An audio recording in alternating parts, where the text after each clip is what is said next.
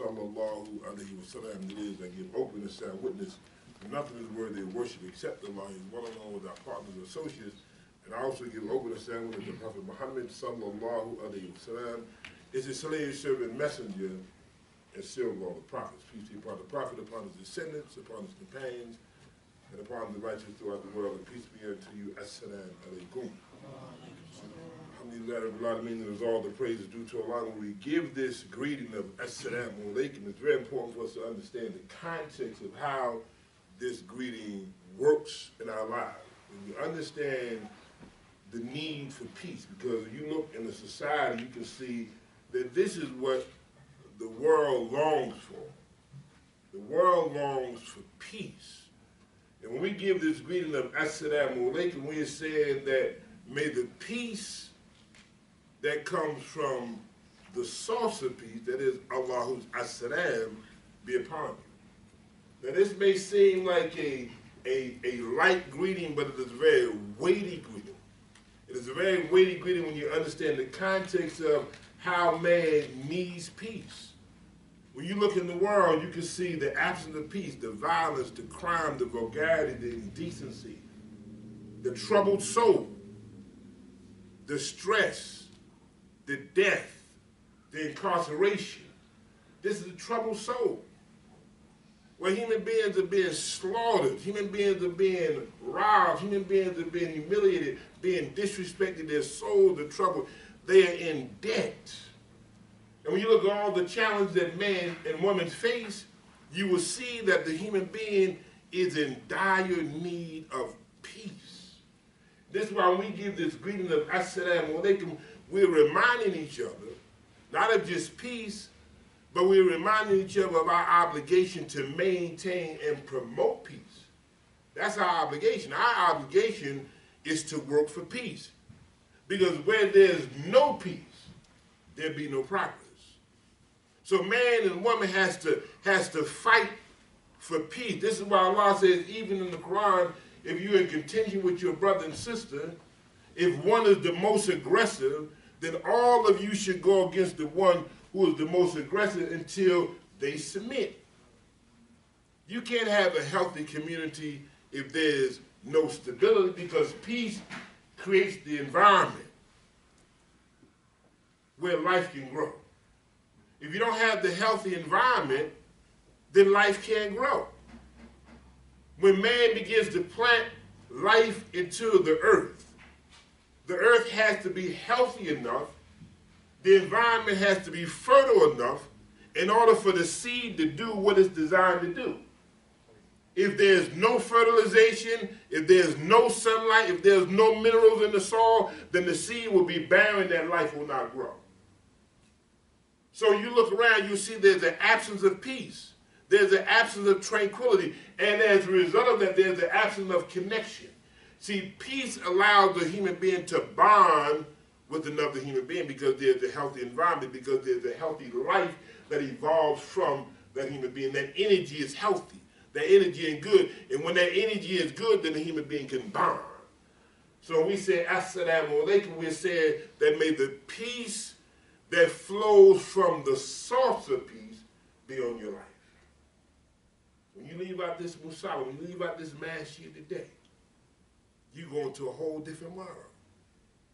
We're in peace, we're in tranquility, we hear the word of Allah, we hear the life of Muhammad the Prophet in such a way that we can apply in our lives. But when we leave this environment here, where consciousness of Allah, which is our protection, we go into what you call living hell.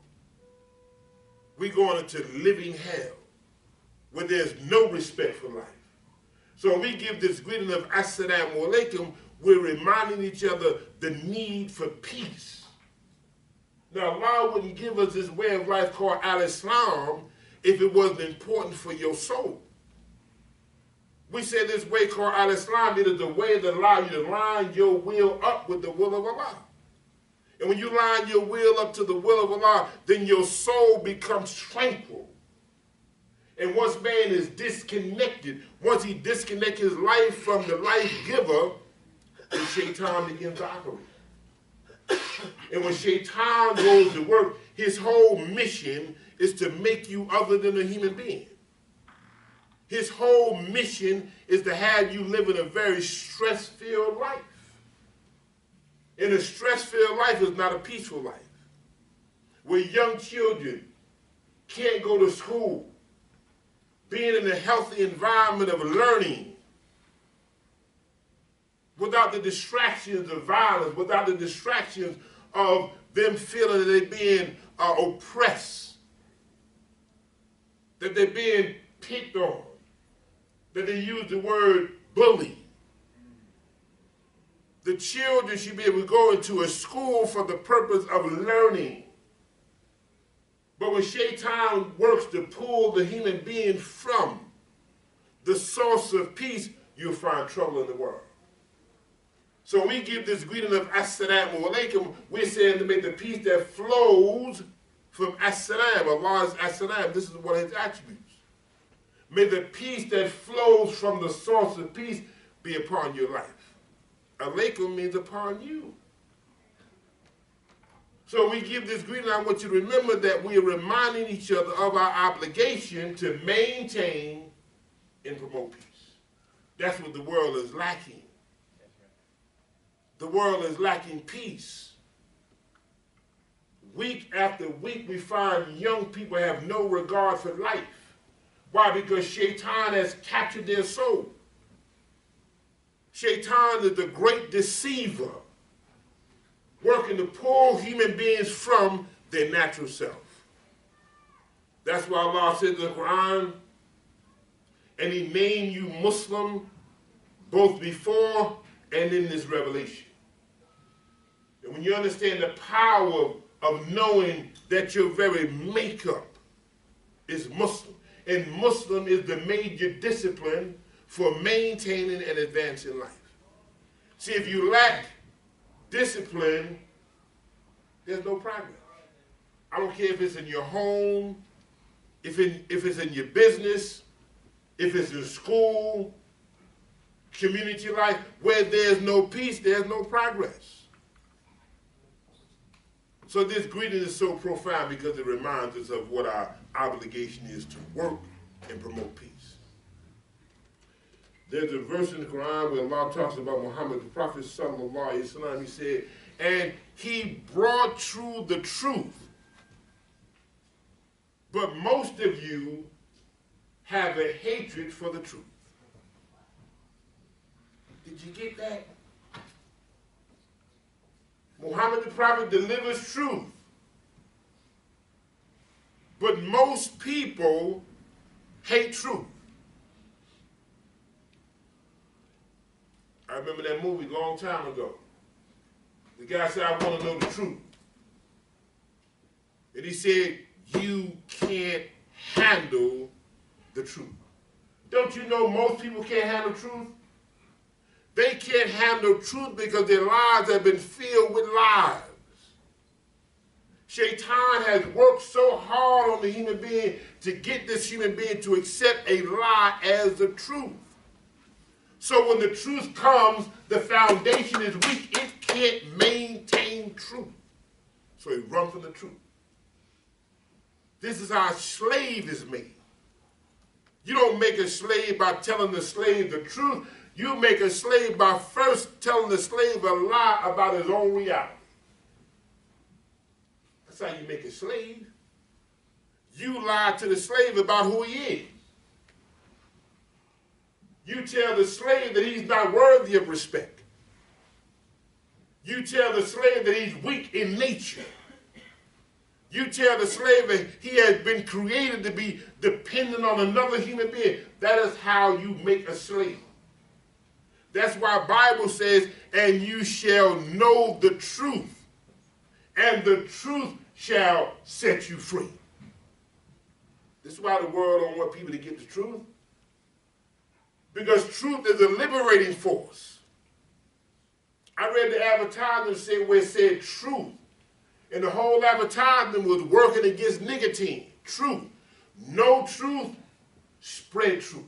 Because people have been lied to what nicotine does to their body. They told the people in America, nicotine is not addictive. You can smoke all you want. It doesn't bother your lungs. It doesn't bother your body. They lie to people about the danger of nicotine in terms of it being an addictive force that will ultimately reduce your lifespan. So the commercial said, know truth, spread truth. We have to know the peace. We have to spread peace. We have to know truth. We have to spread truth. If we don't do that, then we'll witness nothing but an abundance of slaves in 2018. See, people think slavery is over. In fact, they was putting people in bondage months ago. I think they're still doing it right now in Libya, putting people in bondage, making slaves in 2018. That's why the Quran talks about the freeing of the slave. When Allah talks about the city life, in Surah Al-Baqarah, he talks about city life. I call you to witness this city. And you, Muhammad, are a free man of the city. And you are a free man of the city. All you have to do is look at city life. Look at the schemes in city life. Look at the oppressive forces in city life that's putting people in captivity, putting them in bondage, locking them up, although they think they're free. See, most people don't even realize they're in bondage as we speak. Why? Because they've accepted slavery as a normal way of living. I'll tell you that little saying they said that Harriet Tubman said, where she said, I freed 1,000 slaves, but I could have freed 1,000 more if they only knew they were slaves. Don't you know people are operating in bondage and captivity and don't even realize that they accepted that as normal living? That's what the verse says, and we have brought you the truth, but most of you hate truth. People have been conditioned to reject truth because people profit from those who are in captivity. Don't you know they profit from slaves? They make them a slave to drugs, a slave to nicotine, a slave to poverty. They make them a slave to debt. They make them a slave to alcohol. They are producing slaves today, and people are being lied to about what their reality is. So once people are exposed to truth, freedom is the next step. So the verse says, and he brought you the truth, but most of you hate truth. And then it is our mission as God-conscious people to spread truth. Because if we don't spread the truth, we will never realize the great worth of the human being, because without truth, there's oppression. You know what the Quran says about oppression? The Quran says that oppression is worse than slaughter. That it's worse to have a human being alive, functioning and well, but being weighed down and can't express the life Allah put in their body. And that's what Shaitan does. See, Shaitan is the master deceiver. He's the master distractor who distracts the human being from their true worth. Where they will accept bondage, oppression, captivity, and slavery as being a normal reality. When in fact, those forces work to retard your growth. And we have brought you the truth, but most of you hate truth. And the Bible says, and you shall know the truth, and the truth shall set you free. So when you understand the power of truth, you look at American culture. You look at some religious forms. I grew up in the church, grew up in the Baptist church, going to the church, I see nothing but lies. Grew up as a Christian and there's contradictions. Santa Claus is a part of Christmas and it's nothing but a big lie. And young children grow up being fed lies. That's why when truth comes, it's hard for them to accept it because the foundation is so weak. They grew up hearing lies. About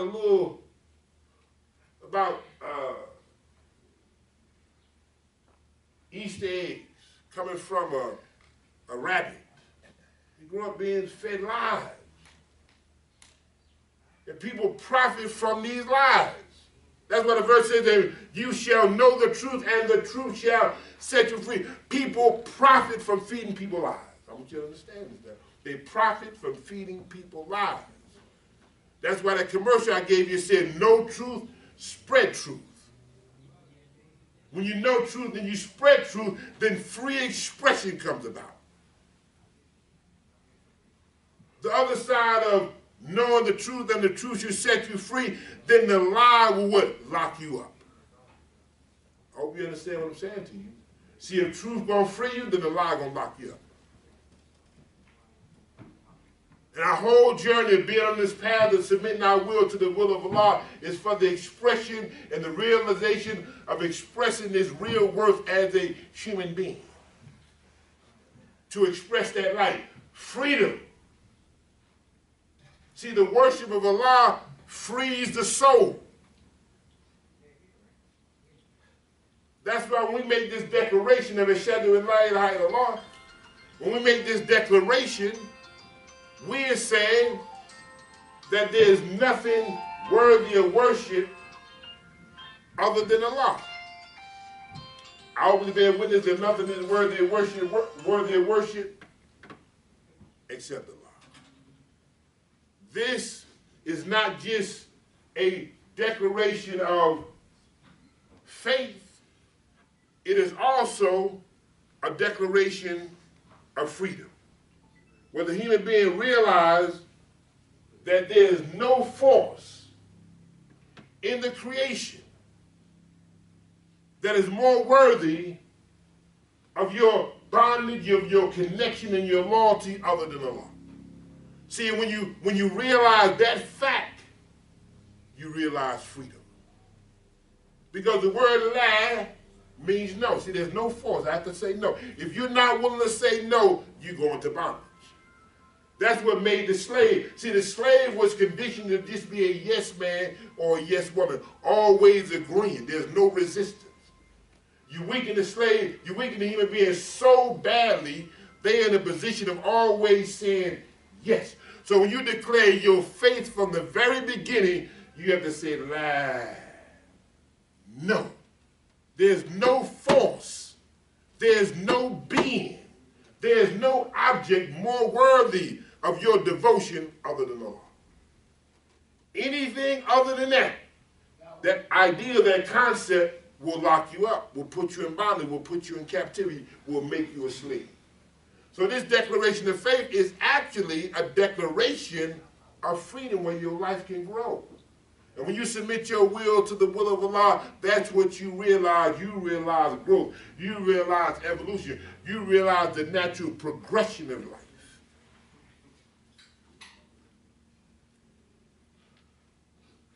And He brought you the truth. But most of you have a hatred for truth because it is a liberating force. This word, haq, it means that which is doable. Not only that which is doable, but that which lasts. It has longevity. And when your life is built on truth, you have a firm foundation. You can handle the storms. Because all of us going to go through some storms. In fact, there's a saying that says you either enter in a storm, you're in a storm, or you're on your way out of a storm. And if you have a weak foundation, you can't handle the storm. So you need truth, you need the durability, you need the strength to handle the storms of life. The economic storms, the financial storms, the health storms, the financial storms, the social storms. You need truth in your life to handle the storms that you will face.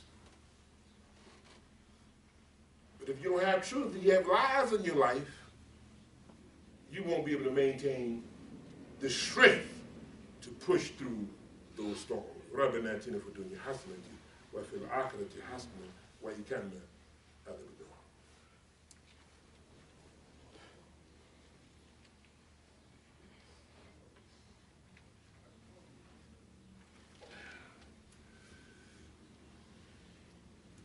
Assalamu alaikum. So Allah tells us clearly about the power of truth. I talked to you about really the making of a slave. The making of a slave. And when the society gives you so much pressure, so many lies and misconceptions that they weaken your constitution, they create the environment where you're not strong enough to simply resist. See, the slave gets so weakened in a very subtle way. See, the way the slave is made today, they're not even being aware of how they're being shaped into bondage. The slave before was created in a brutal way. Our brother Malik al-Hashabaz, Malcolm X, he talked about the whole idea of making a slave. He said not only was there a slave, see, the end product was a slave. Not only was there a slave, but there was a slave-making system. It's just like an assembly line. See, when you have the assembly line, you put the car on the assembly line, and people start working, putting this piece together, but the end result is that car.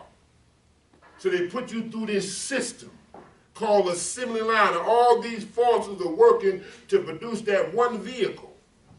So they put that human being through a system of breaking him down physically, breaking him down psychologically, breaking his will down, where before he said no, now he's saying yes all the time. This is how you make a slave. You make the slave feel inferior. He or she can't compete. The slave is now waiting for permission from other people. They don't feel strong enough to go out there and establish their world inside the world. Not only was there a slave, but there's a slave-making system. And I want you to know that system exists right now in 2018. Yes. There's all kinds of slaves. Slaves to people. Still have people in, not only, and they got them psychologically, but they still have people in physical bondage. Sick people locking up their own children, putting them in bondage, starving the children. Those are slaves. I mentioned to you about Libya, still locking them up right now, physical captivity, the making of a slave.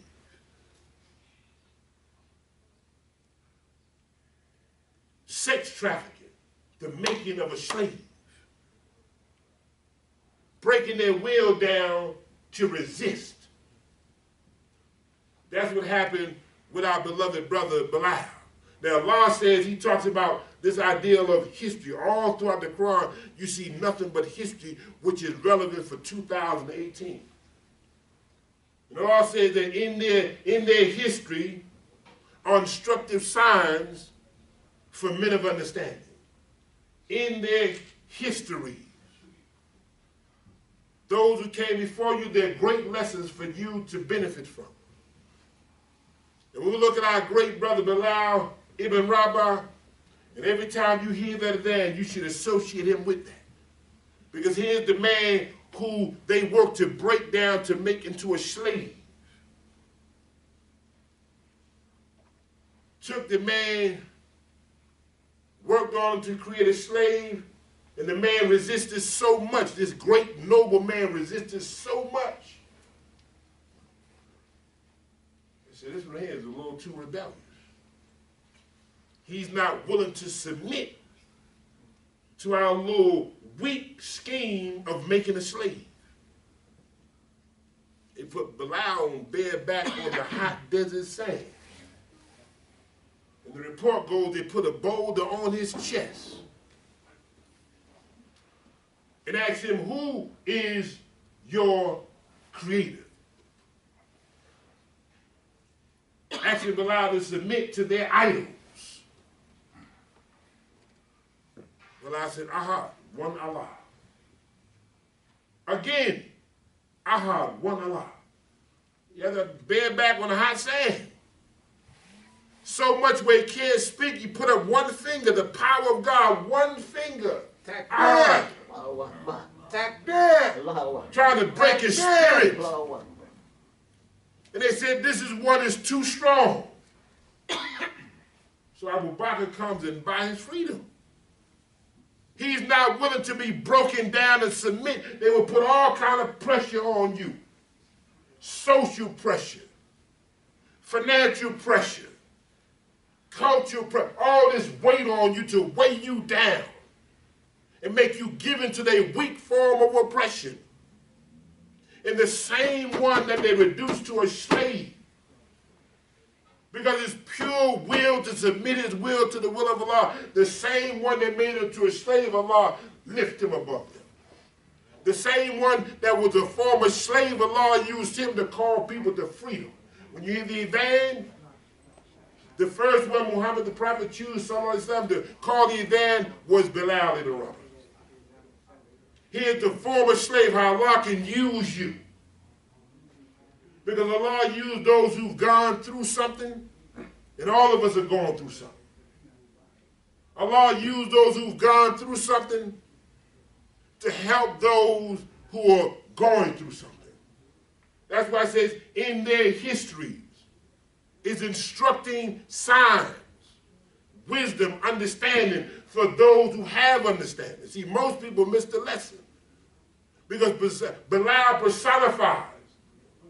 He's an image of one who endures the pain and overcome. Because when Bilal was giving up the clothes, Bilal said, you may have my body, but you don't have my spirit. You don't have my soul. My soul is free. That's why a man can be in physical captivity and his mind is free as a bird. You may have his body, but you don't have his spirit. That's what they said happened with Mandela during those 27 years. He said that when he listened to many of the officers in the prison, and he started listening to how they deal with the challenges of life, he said, I was more free than them. All that it was physical free, they was in bondage in their own soul. So Allah said, here's Bilal, the one they said is nothing but a slave. They wrote him off. You're nobody. You're nothing but a beast of burden carrying my weight in society, serving me. And the same one they wrote off as a slave, the same one they said was worth less, worth nothing, Allah raised him up through the guidance of Muhammad the Prophet and said, get on top of the Kaaba and call the whole world to Allah and freedom. So the one that was in bondage, the one that was a slave, now is the one that's calling people to freedom. Praise be to Allah. And Allah will use you in your story. You got a story too now. And you can't be ashamed of that story. Because somebody needs to know what you've gone through. You've gone through something. Somebody needs to know how you've gone through it and you've overcome. See, because Bilal's story is a story of overcoming. And then being in the position to call people to freedom. That's why Allah says of Muhammad the Prophet, oh, you believe? Respond to the messenger when he calls you to that which will give you life. Economic life, political life, culture life, business life, community life, family life, all forms of life. Respond to Muhammad. See, some people just not respond. They hear the call, but they don't respond. Allah said, respond is best for you. Here's another verse where Allah says, oh, you believe, shall I lead you to a bargain that will save you from a grievous penalty? that you believe in Allah and His messenger, that you strive your utmost in His cause with your property and your possession. That will be best for you if you but knew. You know what a bargain is? You've gone shopping, you know what a bargain is. A bargain is that you're going to get more than what you give. The little bit that you give, you look forward to receiving an abundance of value. That's a bargain. So Allah says, shall I lead you to a bargain that will save you from a grievous penalty? See, most people living in the world, they're not even aware of the consequences. And we have to live with the awareness of consequences. What we do, there's reward, there's consequences. So he says, should I lead you to a bargain that will save you from a grievous penalty? All you have to do, here's the bargain. That you believe in Allah and His messenger. And that you strive your utmost. Here's jihad. You know what jihad is? Struggle. Digging within yourself. That's how you're going to overcome. You gotta go into the depths of your soul. That's how you overcome. That you strive with yourself. Not with other things. Not from other people. With yourself and what He gave you. Yourself and your possessions. We have to get into jihad. We have to get in struggle. And you have to find out what is your jihad. What is your struggle? What place will you work in? So you can make your contribution to working a free human being. Because Allah said, and the uphill journey, they said, what is the uphill journey? He said the uphill journey is the freeing of the slave. You have to strive with yourselves and your possessions. Then he says, and that is best for you if you but know. See, most people think they know. Now Allah says you should engage yourself in this struggle. And He said that it is really better for you if you really knew, if you really, really knew you'll be engaged in the process of struggle. Because you'll be engaged in the process of struggle to create the environment where life can grow. Where those who come after you and I, like these little young brothers, will have a position in the world. There's a story, right? A little saying about the wise old man who was planting an olive tree. And when he planted the olive tree, they said, excuse me, sir, but why are you planting this olive tree knowing by the time this olive tree grows, you'll be dead and long gone? He said, well, they planted so that I may eat, and I'm planting so that they may eat. See, there's already somebody who came before you who put the work in, that made life better for you and I. The question is, how much work are you putting in to make life better for those to come after you? So he says, should I lead you to a bargain that will save you from a grievous penalty? That you put a little in, but the reward is great. See, Allah is telling you, you ain't got to do a whole lot, but put yourself in position. Put yourself in position where you're working to bring out more of what He put in you. That's why when you hear the dad that Bilal calls it, Hayat al-Falah. Hayat al-Falah. Come to cultivation. Come to working to bring out what Allah put in you. That's cultivation. Now watch this. Why would Allah call you to cultivation if He ain't putting nothing in you? He put an abundance of potential in you from the top of your head to the bottom of your feet. Your whole body is nothing but a vehicle for the expression of the potential He deposited in your body. So that call awakens. Hayat, come lively, come alive. We can't be dead socially. As Muslims serving Allah, we shouldn't be dead politically. As Muslims serving Allah, we shouldn't be dead financially. As Muslims serving Allah, we shouldn't be dead culturally. You should have cultural life. I don't care where you're from. Express your culture. That makes the world a better place to live. Because the culture is an expression of who you are. It brings the great diversity that makes life strong. That's why you have all kinds of flowers, brother. All these flowers look different. They stand different. They smell different. And they contribute to life. And in those plants, there's healing properties. You have heard of aromatherapy? Aromatherapy is a therapy of the healing properties of that plant. That plant life has the capacity to heal a human being. Now, if Allah put that in a plant, think about what He put in you. So we need culture life. And you be strong enough to maintain your culture. Don't go around and try to be like other people. Yes, sir. I don't care who you are. Don't try to be like other people. Be comfortable with who Allah made you to be. That's why I said He made you male and female. He created you male and female. Then from that creation, He said He made you. Here's the word Ja'alnakum. The first word was Khalaqnakum. He created you male and female.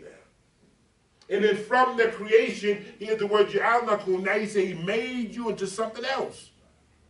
All of us are humanly the same, but we're culturally different. And that's the power of culture. Because it is the unique gifts, the unique expression that Allah put inside every unique group of people. Culture power. So the bargain is put in the work to serve Allah. And if you serve Allah, Allah will reward you. Don't just be comfortable with coming to Jumu'ah, that's enough. Make the sacrifice. That's why the verse where Isa says, and who will be my helpers? The Ansars. The Ansar. Who will be my helpers? That's why the Masjid is called Beitul Nasr. It is a house of help. And people come to the Masjid, they should come to the Masjid just like they go to the hospital. You know why they go to the hospital? Because they want to feel better. They go to the hospital because they want to get out of pain. So they should come to the masjid because they believe that the Imam will give them something that can help them get out of the emotional and the psychological pain they experience in their life. They go to the hospital because they want to feel better. And they expect that the doctor, once he looked at the symptoms, and take his history and go and find a reason to improve his life. But you got to go to the source. So we come to the masjid because we believe, just like the doctor, the Imam can administer. The Imam can administer verses from the Quran.